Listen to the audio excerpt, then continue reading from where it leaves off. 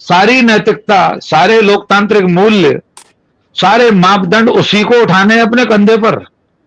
Bharatiya Janata party में आज फैसला हुआ है कि राष्ट्रीय अध्यक्ष का चुनाव नहीं होगा, जेपी नड्डा रिपीट होंगे। इससे पहले कब कब भारतीय जनता पार्टी में राष्ट्रीय अध्यक्ष का चुनाव हुआ हमें नहीं मालूम। कम से कम समाजवादी पार्टी में, तृणमूल कांग्रेस में, शरद पवार की पार्टी में, किस पार्टी में अध्यक्ष का चुनाव इतने लोकतांत्रिक तरीके से होता है जैसे कांग्रेस में हो रहा है?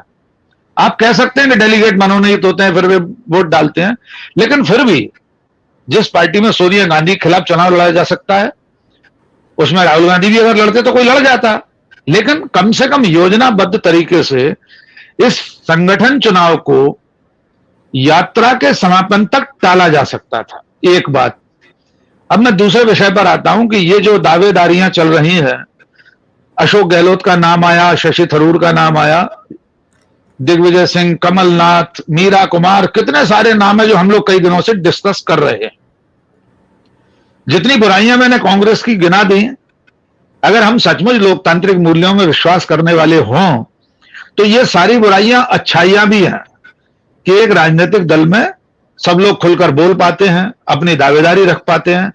दूसरी तरफ वो राजनीतिक दल है जहां एक छत्र राज्य किसी तानाशाह का, जहां कोई चू नहीं बोल सकता।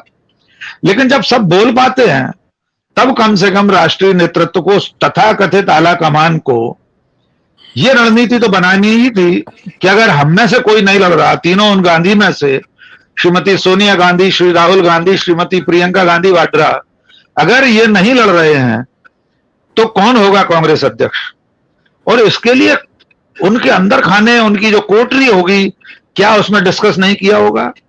क्या आपदा प्रबंधन के बारे में बात नहीं की गई होगी कि अगर अशोक गहलोत को हम राष्ट्रीय अध्यक्ष बनाने की तरफ बढ़ाएंगे, भले ही सीधे सीधे समर्थन सोनिया गांधी या राहुल गांधी ने उनका नहीं किया है, तब भी ये स्थितियां बनेंगी कि एक व्यक्ति एक पद का सिद्धांत आड़े आएगा। उन्हीं के राजस्थान में उदयपुर चिंतन शिविर हुआ है। इससे निपटने के कोई औजार तैयार नहीं किए कांग्रेस पार्टी ने, कोई तैयारी नहीं की, और इसलिए आज ये स्थिति है कि अशोक गहलोत एक तरह से आला कमान को अपनी ताकत दिखा रहे हैं। सचिन पायलट के समर्थक उनके दावे के लिए लगे हुए हैं। अब आते हैं इन दोनों के बीच तुलनात्मक अध्ययन कर लें थोड़ा सा।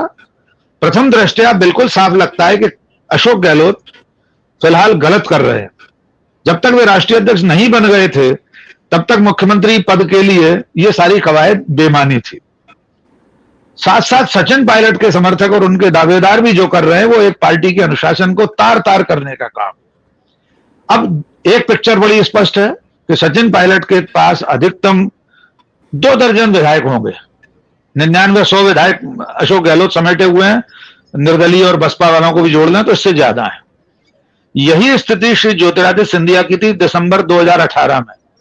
मतगणना के बाद उनके समर्थकों ने 27 सफदरजंग उनके सरकारी आवास पर धरना दिया था, बाकायदा दरी बिछाकर। राहुल 12 विधायक नहीं थे ज्योतिरादित्य सिंधिया के साथ 122 में से।